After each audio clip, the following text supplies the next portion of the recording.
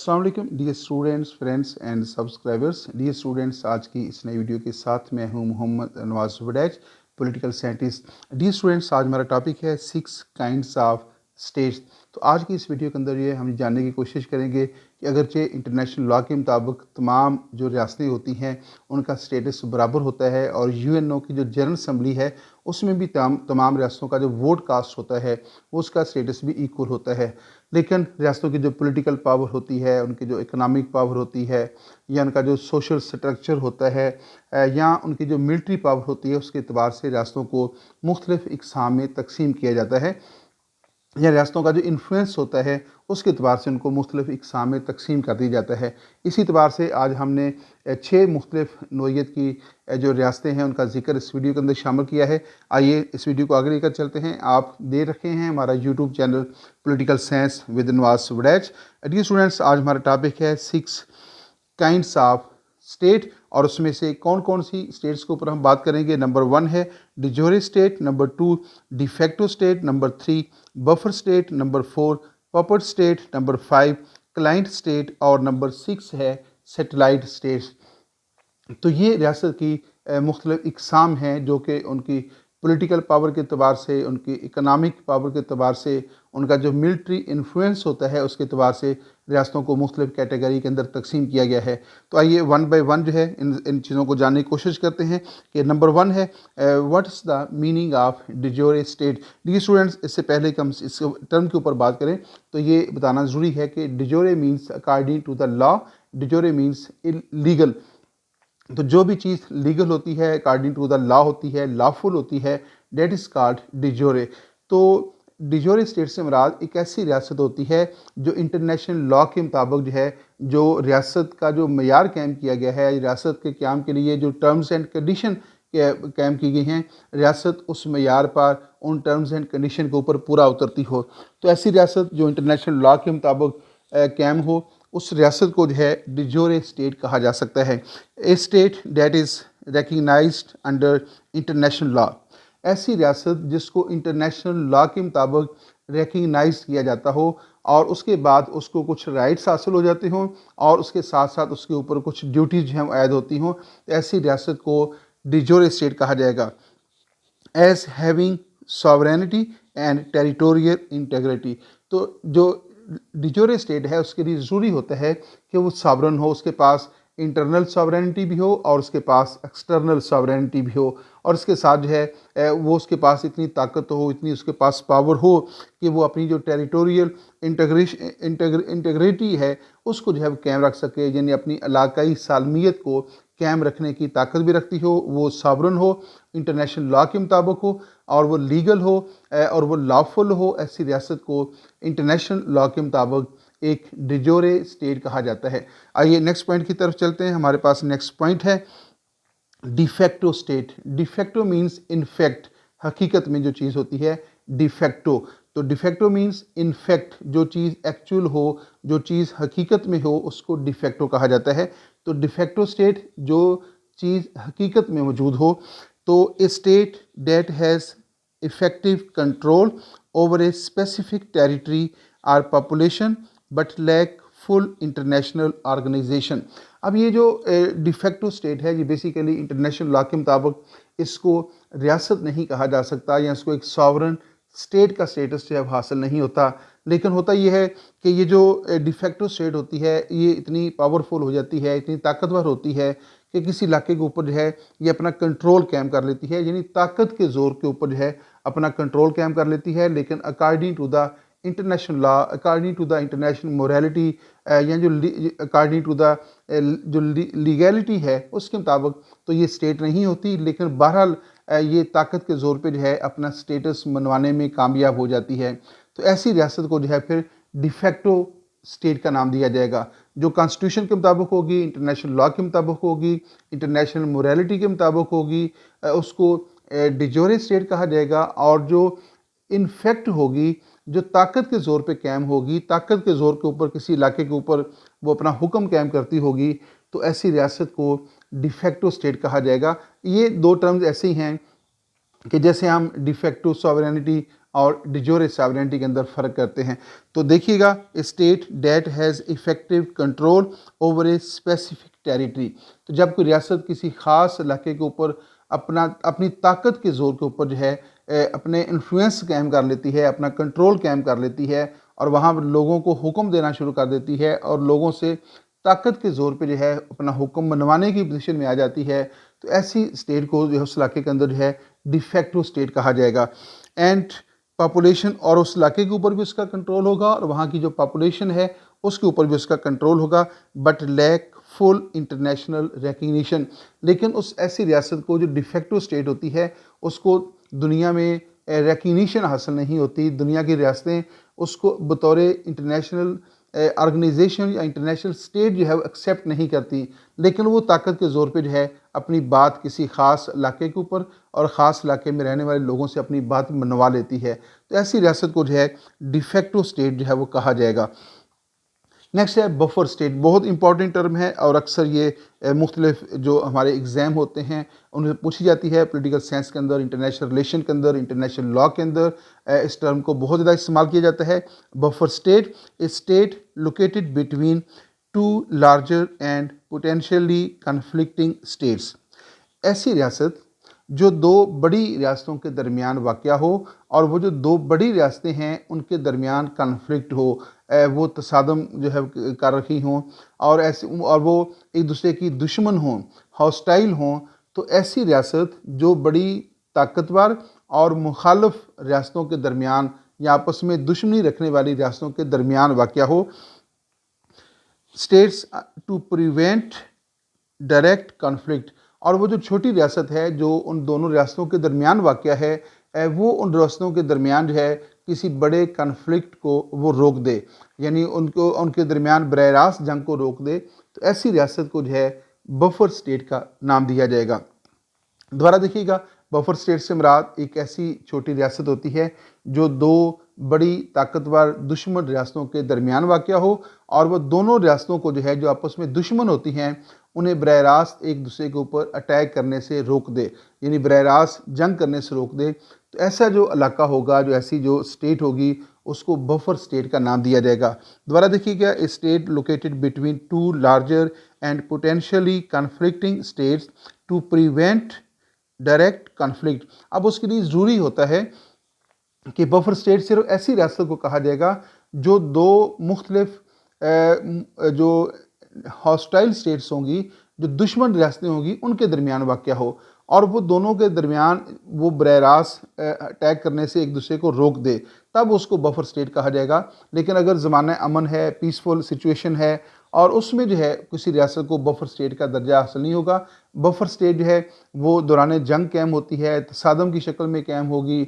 दो रियासतों के दरमियान अगर कन्फ्लिक्ट बढ़ रहा है और उन दो दुश्मन रियासतों के दरमियान एक छोटी रियासत जो वाक़या होगी और वो दोनों को बरह रास्त एक दूसरे के ऊपर अटैक करने से रोक रखी हो, तो तब जो है ये टर्म जो है बफर स्टेट की इस्तेमाल होगी।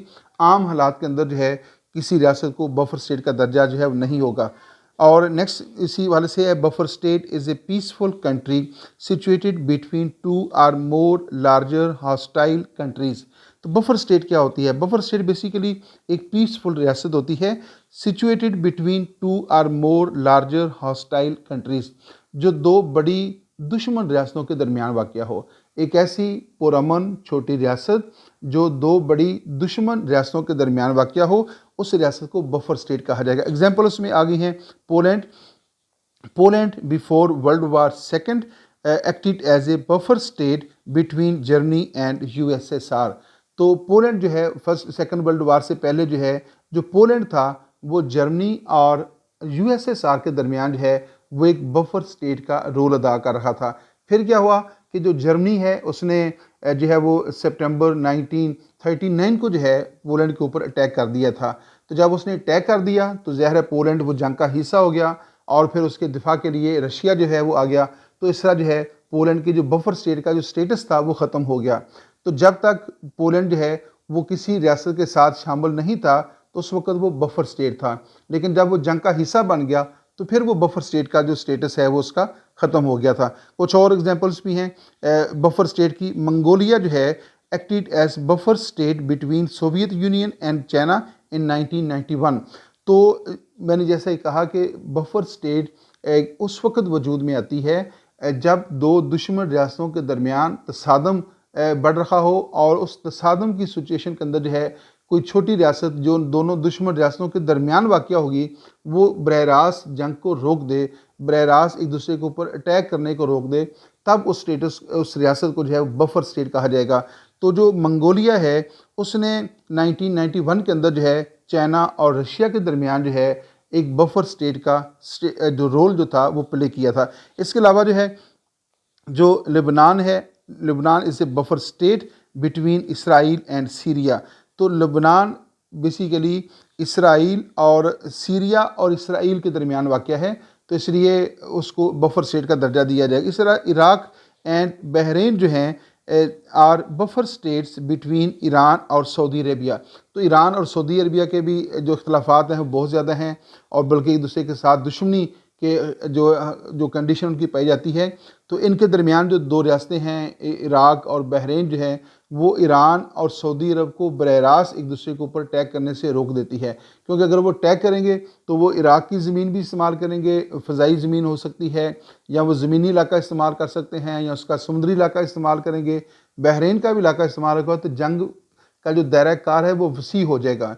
जब ईरान की तरफ से या सऊदी अरब की तरफ से अपने दुश्मन के ऊपर अटैक किया जाएगा तो इराक और बहरीन जो है उसकी फ़ज़ाई हदूद या उसकी ज़मीनी हदूद या उसकी जो समुद्री हदूद हैं जब इस्तेमाल होंगी तो उससे इंटरनेशनल लॉ के मुताबिक जो है उसकी ना सिर्फ खिलाफवर्जी होगी बल्कि मुतासरा रियासत अपने हकूक़ के तहफ़्फ़ुज़ के लिए उसके ख़िलाफ़ कार्रवाई भी कर सकती है, तो जंग का दायरा कार फैल जाएगा।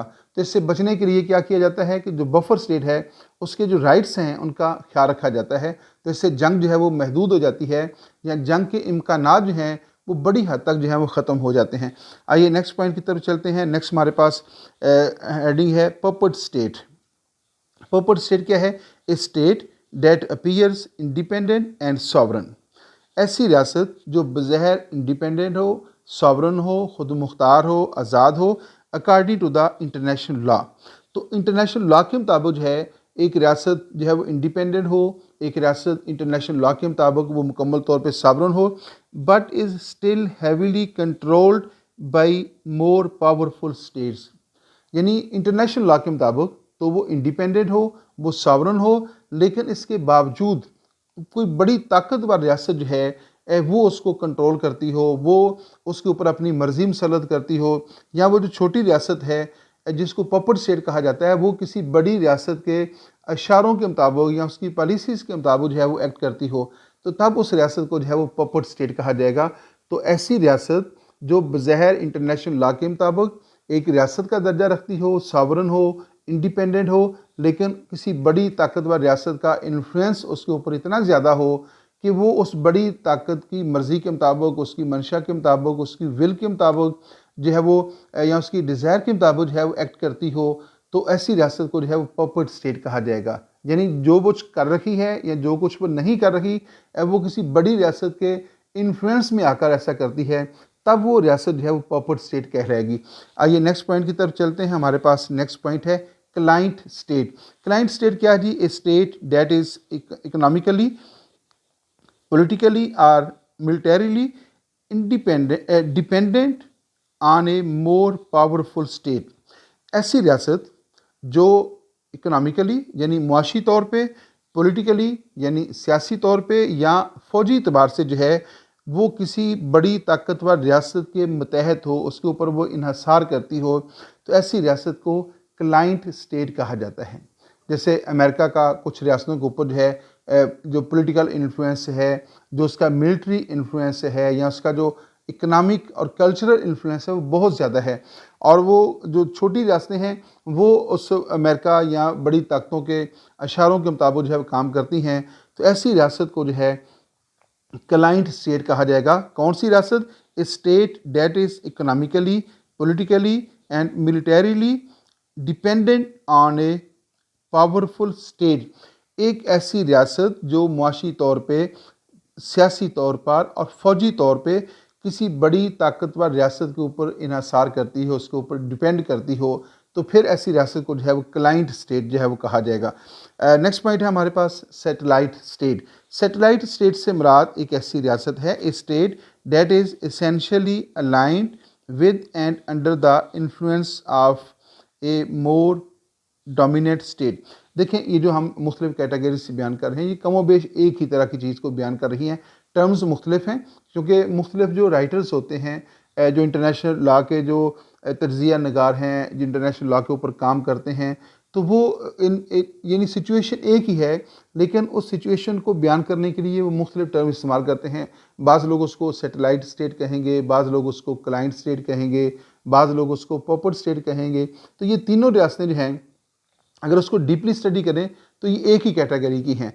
तो state that is essentially aligned with and under the influence of a more dominate state.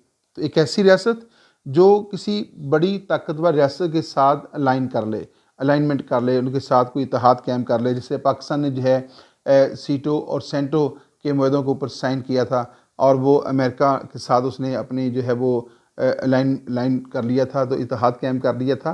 तो ऐसी रियासतें जो हैं उसको सैटेलाइट स्टेट कहा जाता है, जो किसी बड़ी रियासत के साथ जो है अपना अलाइंस कायम कर लेती हैं, या उसके ज़ेर असर चली जाती हैं, या उसके इन्फ्लुएंस को एक्सेप्ट कर लेती हैं।